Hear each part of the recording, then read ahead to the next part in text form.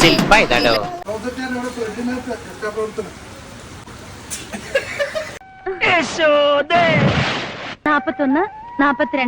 42, 43, 44, 45. 45 ആയുള്ളൂ.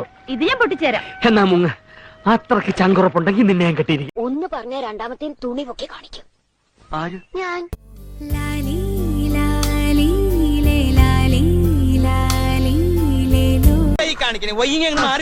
പൊങ്ങണില്ല ചേട്ടാ. പൊങ്ങണില്ല എന്നുള്ളത് ഇങ്ങനെ വിളിച്ചു പറയണ്ട. എല്ലാവരും കേട്ടാ എന്താ വിചാരിക്കുക? ഈശ്വരാ, ഇതെന്താ തടാകോ? ഓ, അപ്പില് ചവിട്ടിയ പോലെയായി.